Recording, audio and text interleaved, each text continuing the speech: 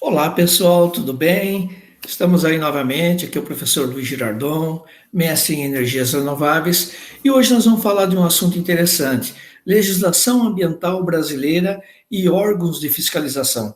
Então, a legislação brasileira relativa ao meio ambiente é ampla e detalhada. Os problemas socioambientais que observamos com frequência, amplamente divulgados pelos meios de comunicação, não resultam da limitação da legislação, e sim do não cumprimento da lei.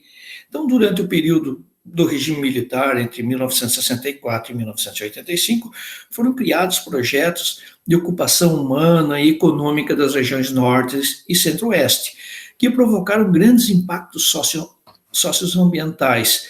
Esses projetos previam a expansão da agricultura e a criação de gado em áreas de floresta e a prática de garimpo, mineração e extração de madeira, facilitada pela abertura das rodovias de integração, por exemplo, como foi a BR-230, mais conhecida como a Transamazônica.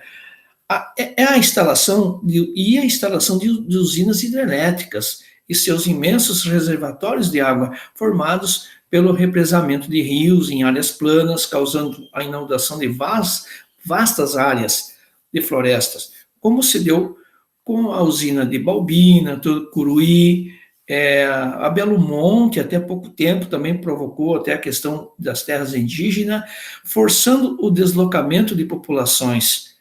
Esses impactos socioambientais, principalmente na floresta amazônica, causaram repercussão negativa em escala mundial e, com isso, cresceram as pressões internas e externas para uma melhor gestão ambiental, cedendo a essas pressões muito influenciadas pela Estocolmo 72.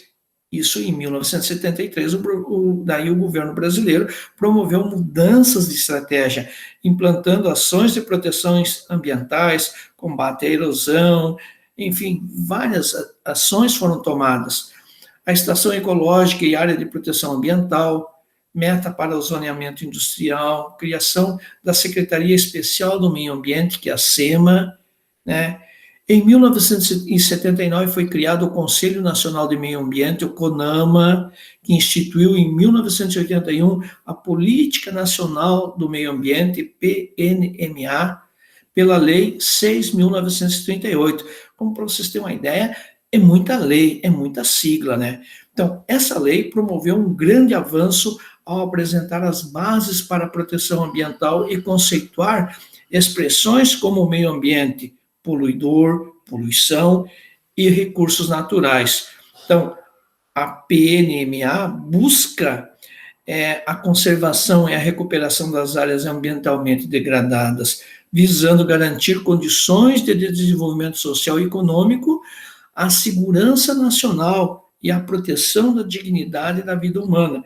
Então, a partir de sua publicação, se instituiu que o meio ambiente é um bem público a ser resguardado e protegido em prol da coletividade.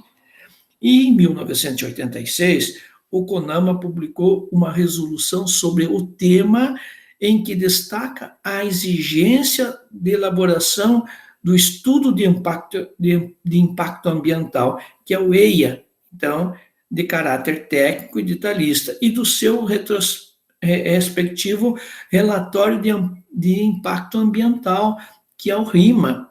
Então, menos detalhado e acessível aos que não são especialistas na área para o conjunto de atividades sociais e econômicas, com potencial de modificar o meio ambiente. Então, esses dois documentos, o RIA, né, e o EIA, eles são necessários para o licenciamento e autorização expedidos pelo Instituto Brasileiro do Meio Ambiente e dos Recursos Naturais Renováveis, o IBAMA, para a realização de um conjunto de empreendimentos relacionados à lei. Então, outro grande destaque na evolução do direito ambiental brasileiro foi atingido com a Constituição Federal de 1988, a primeira de nossa história, né? Esse tema incorporou o conceito de desenvolvimento sustentável, E ele estabelece no artigo 225 que todos têm direito ao meio ambiente ecologicamente equilibrado, e ele é um bem de uso comum do povo, essencial à sadia qualidade de vida, impondo-se ao poder público e à coletividade o dever de defendê-lo e preservá-lo para os presentes e futuras gerações. Então, as condutas e atividades consideradas lesivas ao meio ambiente sujeitarão os infratores, pessoas físicas ou jurídicas, a sanções penais e administrativas, independente da obrigação de reparar os danos causados.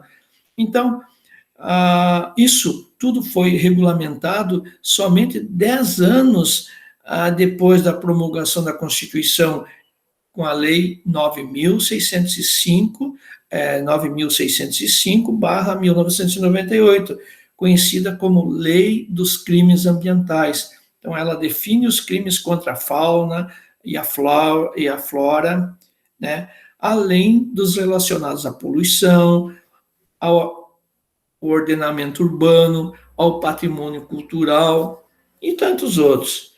Quem comete agressões ambientais, como desmatamento, poluição de ar ou das águas, ou se porventura fazer uma falsificação de um relatório de impacto ambiental, é punido com multa.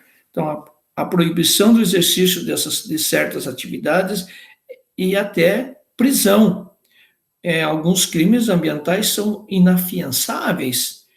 Então, em 1998, por meio da Lei 7.735, foi criado o IBAMA, vinculado ao Ministério do Meio Ambiente, com a responsabilidade de fazer a gestão ambiental no país de forma integrada.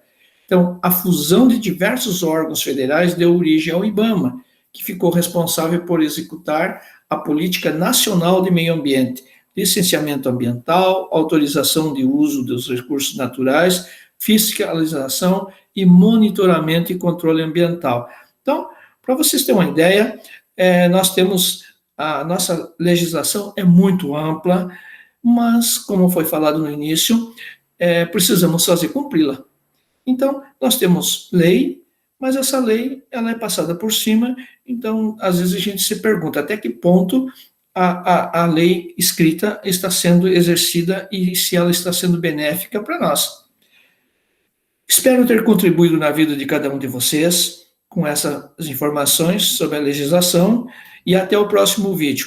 Inscrevam-se nesse canal, contribuam e peçam. Se vocês gostariam de ter algum assunto de interesse de todos vocês, por favor, possam pedir. Você aluno, você professor, você que vive no meio ambiente, estamos aí para esclarecer. Tudo de bom para vocês e até a próxima. Tchau, tchau.